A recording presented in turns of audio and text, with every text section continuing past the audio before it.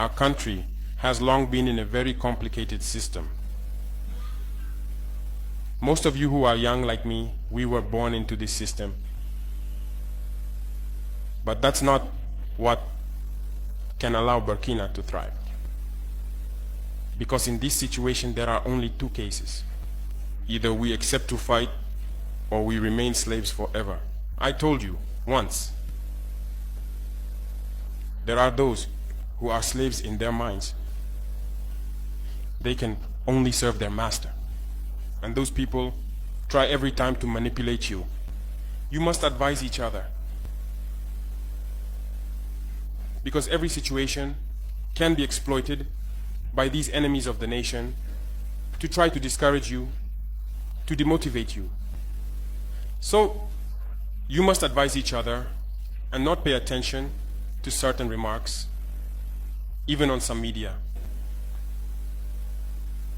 Not everyone is obliged to be patriotic.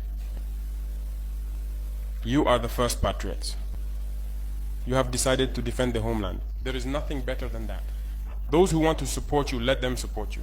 Those who want to discourage you through writings, you must close your ears and move forward. As for those, we will fight them here.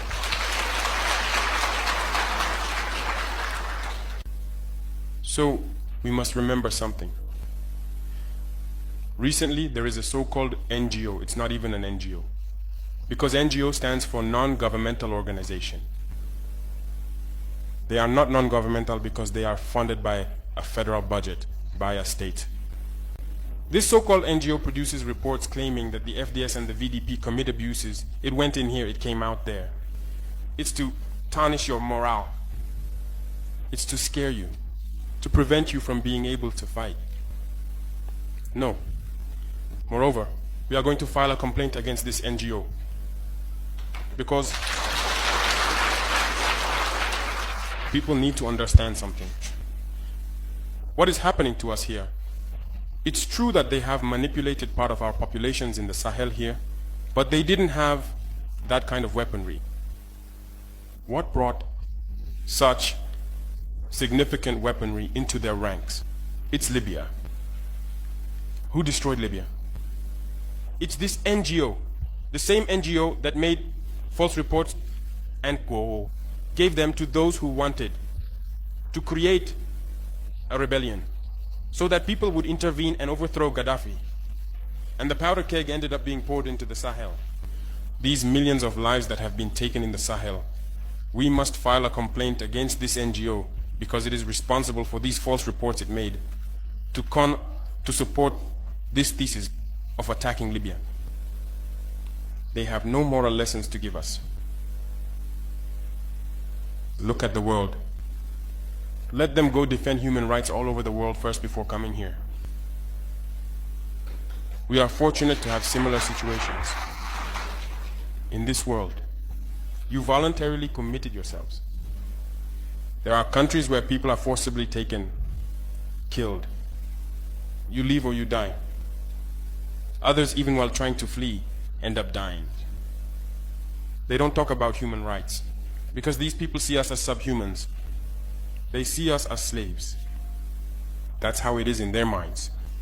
They have never changed their mindset, but it's up to us to show them that we are not slaves and we will never accept this state of affairs. So don't be fooled by the stories. They tell to anyone who will listen. You must stay focused on your fight. Stay focused. We know what we are doing. And even now, the VTP commander told me that there is a human rights training session underway for group leaders and their deputies. If we make efforts, we know it's for ourselves. We no longer do things to please someone else. We do it for our homeland. And you are committed to that. Defend your homeland. Do not listen to those individuals. They should not affect your morale. In the history of the world, there have been wars. And during the Second World War, people organized themselves to defend all over the place. But there is a country that could not defend itself, which had to come and take our ancestors to go defend them. And today that same country wants to give us lessons.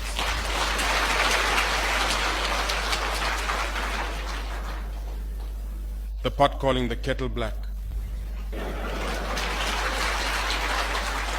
No. You are the descendants of those same ancestors who went to defend others, who liberated the world from Nazism. Today you are fighting for your lands. These same individuals dare to create terms to tarnish you. We oppose this.